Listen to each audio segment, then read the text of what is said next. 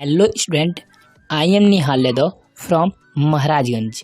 Diploma semester exam को बेहतर बनाने के लिए मैंने समय के अनुसार आपके कोर्स को शुरू कर दिया है। तो सबसे पहले आप हमारे चैनल को सब्सक्राइब करें और बेल आइकन पर क्लिक करें ताकि मैं जो वीडियो अपलोड करूं उसका नोटिफिकेशन आपको सबसे पहले मिल सके। हेलो स्टूडेंट, मैं हूं निहाल यादव और स्वागत करता हूं सभी का जीपीएल एकेडमी के इस यूट्यूब चैनल में। स्टूडेंट, आज की इस वीडियो में हम लोग डिप्लोमा फर्स्ट सेमेस्टर में अप्लाइड फिजिक्स फर्स्ट को पढ़ने वाले हैं, जिसमें हम लोग पढ़ेंगे फोर्स एंड मोशन यानी कि बल एवं गति को। स्टूडेंट, इसके पहले मैंने चैप्टर नंबर 1 में यूनिट एंड डायमेंशन में बहुत सारे क्वेश्चन करा दिया है, बहुत सारे इंपॉर्टेंट क्वेश्चन आपको बता दिया है। आई होप आप लोगों ने उसका नोट्स अच्छे से बना रखा होगा। स्टूडेंट, चलिए चैप्टर नंबर 2 को शुरू करते हैं, बट उससे पहले आपसे एक छोटा सा रिक्वेस्ट है। अगर आप चैनल पर पहली बार आए हो प्लीज़ चैनल को सब्सक्राइब कर लेना और नोटिफिकेशन बेल आइकन पर क्लिक कीजिएगा। चलिए स्टूडेंट, इस वीडियो को शुरू करते हैं। प्लीज़ चैप्टर नंबर 1 को भी आप लोग पढ़ लीजिएगा, नहीं पढ़े हैं तो उसका लिंक आपको डिस्क्रिप्शन बॉक्स में मिल जाएगा, जाकर आप उसे वहाँ से पढ़ सकते हैं।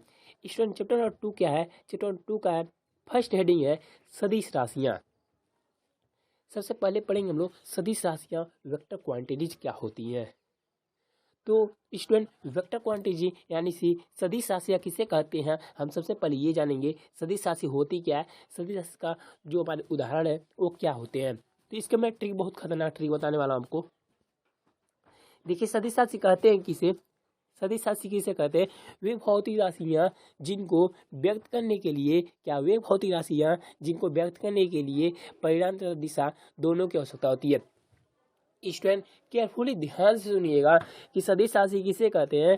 वे भौतिक राशियाँ जिसको व्यक्त करने के लिए परिमाण तथा दिशा दोनों की आवश्यकता होती है, वे कहलाती हैं सदिश राशियाँ। क्या कहलाती है स्टूडेंट? सदिश राशि कहलाती है जिसमें परिमाण और दिशा दोनों की आवश्यकता होती है। तो स्टूडेंट, इसके उदाहरण को याद करने के लिए एक लाजवाब सा ट्रिक है। ट्रिक क्या है स्टूडेंट? ट्रिक हमारा विषुवत बल। क्या है स्टूडेंट? ट्रिक हमारा विषुवत बल। आप लोग बस इतना याद कर लो, विषुवत बल है सदिश राशि का। मैं यार स्टूडेंट बता दूं अपने बारे में थोड़ा सा बताऊं। मैं जब यार सदिश राशियाँ और अदिश राशियों का मैं जब उदाहरण को याद करता था, लर्न करता था, तो हमेशा मैं भूल जाता था, हमेशा मैं भूल जाता था। बट मैंने क्या किया, जब मैं डिप्लोमा का एंट्रेंस एग्जाम दिया वहाँ मैं एक ट्रिक बनाया, विषुवत बल। क्या बनाया? विषुवत बल। यहाँ से मैं कभी नहीं भूलता हूँ। देखो, बी मतलब हो जाएगा आपका, मैं बताता हूँ स्टूडेंट, देखो बी मतलब हो जाएगा विद्युत क्षेत्र, स मतलब हो जाएगा आपका संवेग, व मतलब हो जाएगा वेग।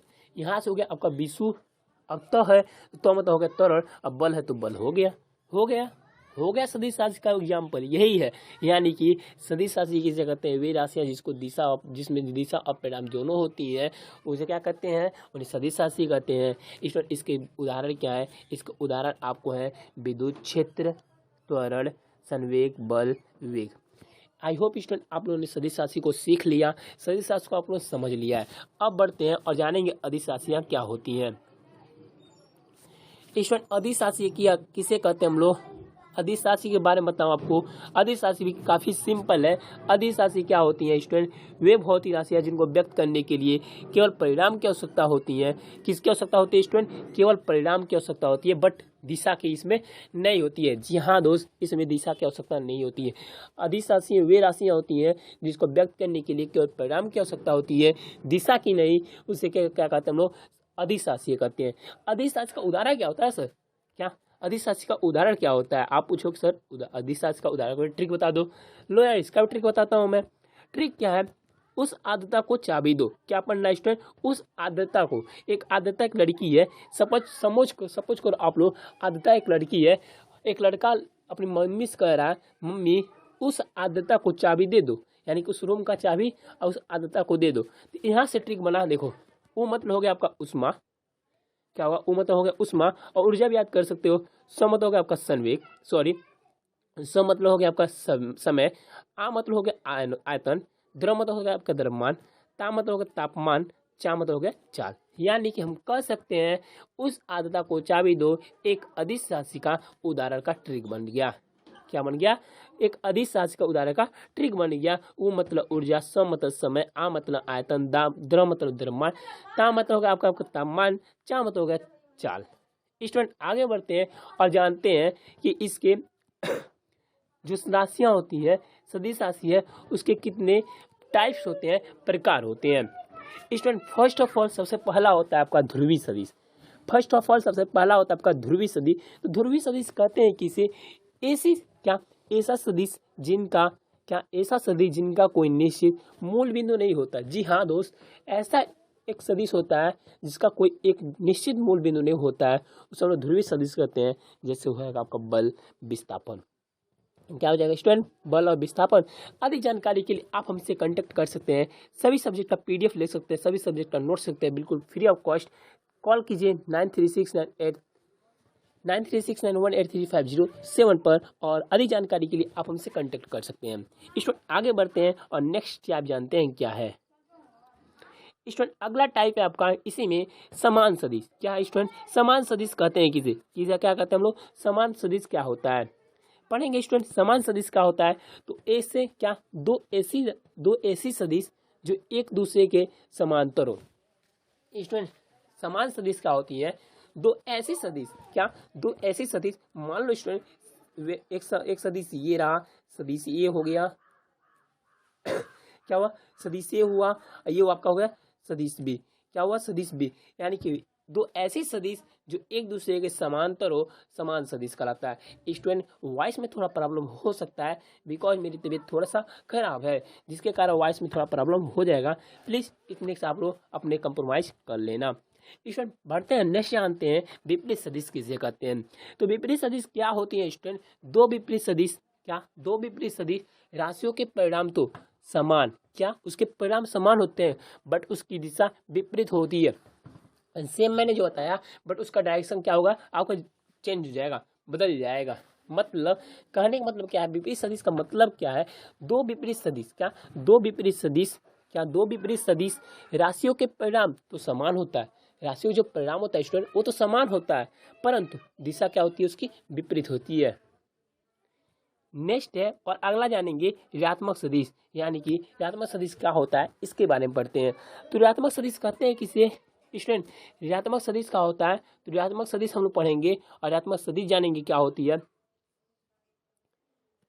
वह सदिश जिसका परिणाम समान व दिशा विपरीत होती है।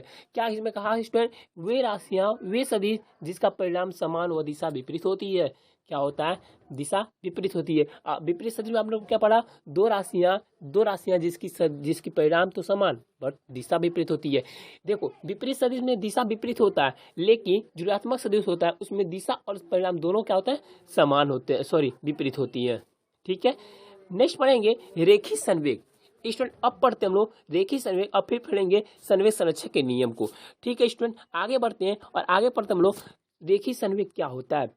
रेखीय संवेग क्या होता है स्टूडेंट, किसी पिंड के द्रव्यमान नियम, इतना समझो कोई भी द्रव्यमान होता है, कोई भी मास होती है, उसे हम लोग एम से रिप्रेजेंट करते हैं। किससे रिप्रेजेंट करते हैं, एम से रिप्रेजेंट करते हैं।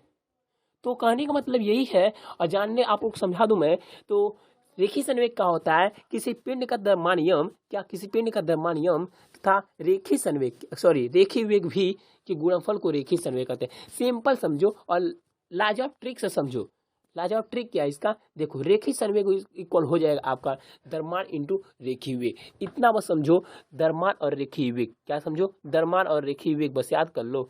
यानी कि किसी पिंड के द्रव्यमान नियम, क्या किसी कोई पिंड होगा, कोई बॉडी होगी, उसके द्रव्यमान नियम, मान लो ये कोई बॉडी है, अगर ये मान लो ये कोई बॉडी है, ये कोई बॉडी है, तो इस पिंड का द्रव्यमान नियम, इस पिंड का द्रव्यमान नियम और रेखीय वेग भी का जो इनका मल्टीप्लिकेशन होगा ना दोस्त, जो मल्टीप्लिकेशन होगा वही होगा रेखीय संवेग। क्या होगा, वही होगा रेखीय संवेग। बस इतना समझो।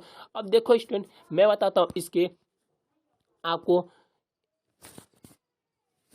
देखो स्टूडेंट आगे बढ़ता हूँ आपको इसके